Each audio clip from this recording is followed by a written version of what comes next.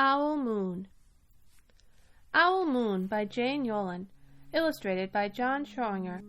It was late one winter night, long past my bedtime, when Pa and I went owling. There was no wind, the trees stood still as giant statues, and the moon was so bright the sky seemed to shine. Somewhere behind us a train whistle blew, long and low, like a sad, sad song.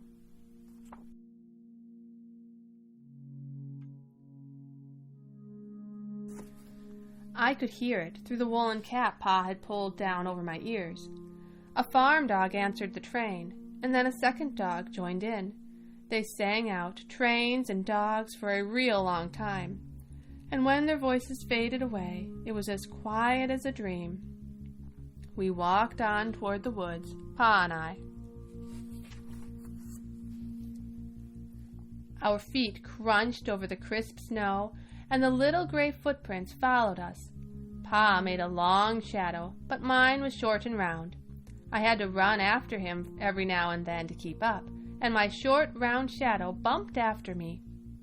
But I never called out. If you go owling, you have to be quiet. That's what Pa always says.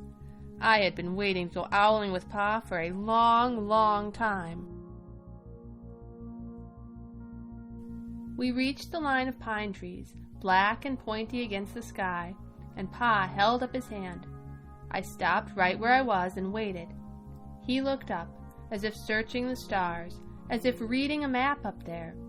The moon made his face into a silver mask.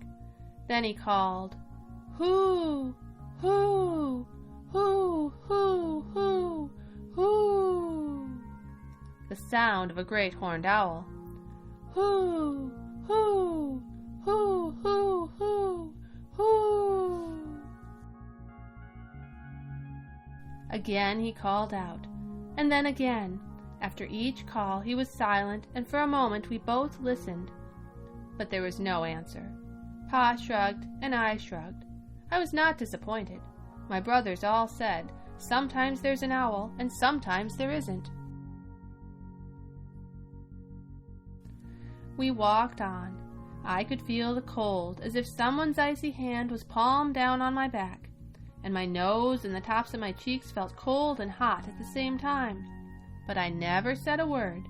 If you go owling, you have to be quiet and make your own heat. We went into the woods. The shadows were the blackest things I had ever seen. They stained the white snow.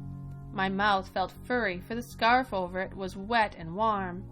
I didn't ask what kinds of things hide behind black trees in the middle of the night. When you go owling, you have to be brave.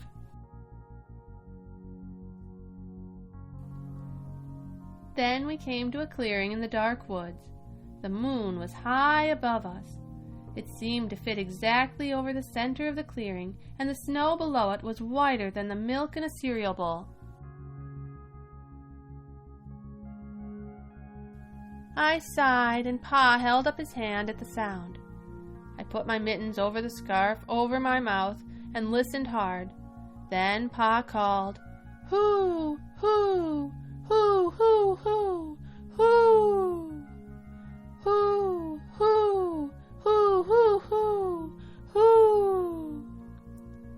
I listened and looked so hard my ears hurt, and my eyes got cloudy with the cold. Pa raised his face to call out again, but before he could open his mouth, an echo came threading its way through the trees. "Hoo! Hoo! Hoo! Hoo! Hoo! Hoo!" Pa almost smiled. Then he called back, "Hoo! Hoo! Hoo! Hoo! Hoo! Hoo!"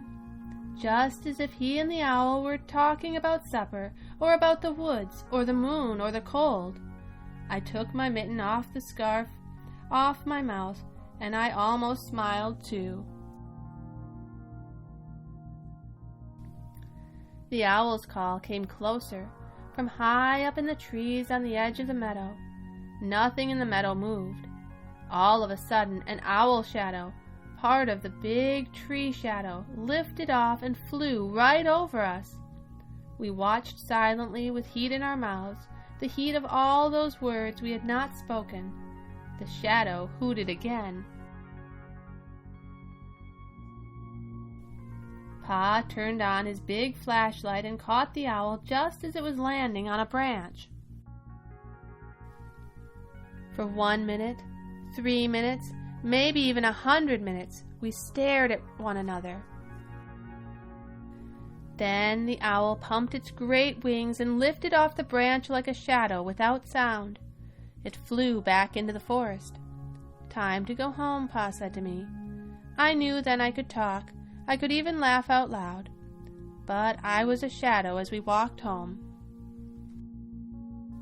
When you go owling, you don't need words or warm or anything but hope. That's what Pa says. The kind of hope that flies on silent wings under the shining owl moon. The end.